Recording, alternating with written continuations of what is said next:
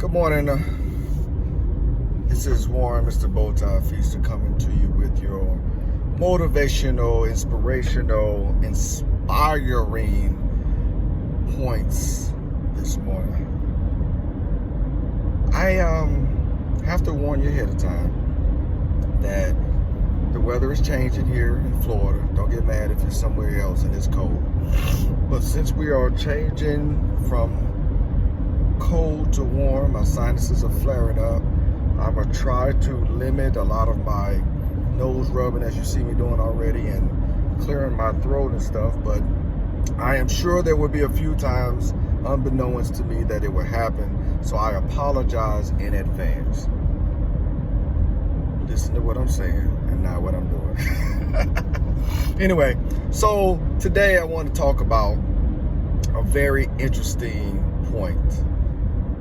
I'll tell you a story first. I was in Korea and I was on the men's choir. And I was given a song to lead. When I went home and listened to the song, because I had never heard the song before, when I went home and listened to the song, I realized I didn't like the song. I felt like the song wasn't me. So I went back to the choir director and I said, hey man, I really want to sing this song. He was like, hey man, I really want you to sing the song. Now, it's you. So I went back and I said, well, I've sung plenty of songs that I didn't like. Not a problem. Let me see. Well, the more I listen to the song, the more I practice the song, the less I like this song. I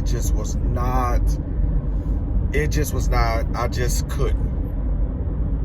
The Sunday come when it's time for me to sing. Now, we practiced this song a couple times in rehearsal, and I'm singing the song, and I'm learning the lyrics, and I'm getting the tune down, and all that, and I'm singing the song. I learned the song. So Sunday comes, time to sing.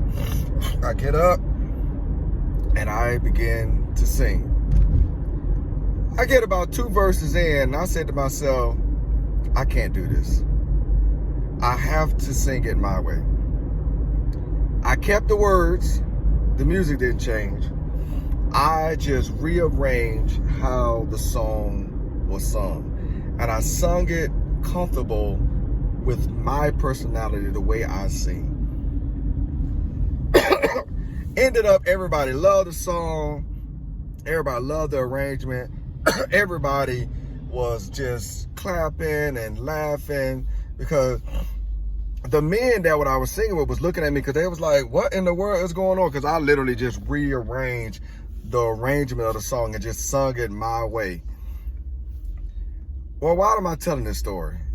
A lot of times, getting to your purpose, getting to your vision, along the journey, people will pull you in different directions. People will invite you to join their organization. They invite you to be a part of their group, their ministry, their church, their organization, their fraternity, their sorority. They invite you to these particular places. You have to find out, and sometimes you got to do this on a journey, who you are, and is that what you are supposed to be doing? This task sometimes is not an easy task, and sometimes it takes a lot of trial and error, and it takes a lot of going to realize, because in the trial and in the error, a lot of times you see more of what makes you up. You have to know who you are. That's how you get your vision. Your vision is going to be in line with who you are. Your vision is going to be in line with all that, like it really. And I'm going to do another one on and I'm not even going to tell you right now what it's on, but I'm going to do another one on something on the inside to help you figure out what your vision is and how you get your vision.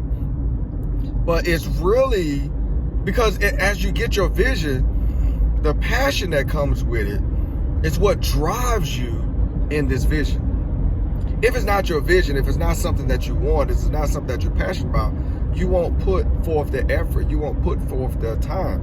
You may do and go through the motions, but you won't put forth anything. You have to learn who you are. And in the process of learning who you are, you're learning your vision. So 2020 being the year of vision, we're looking on the inside to figure out what is it. And a lot of times give you a short story, an example. My son started watching this particular show that he had never watched before, and he was telling me about it. He watched the show for 2 or 3 days and had me watch. Hey, Dad, watch this, watch this. So I watched an episode or 2 with him, and he was like, then he started saying, hey, I want to look into become, like, first he asked, is this a career?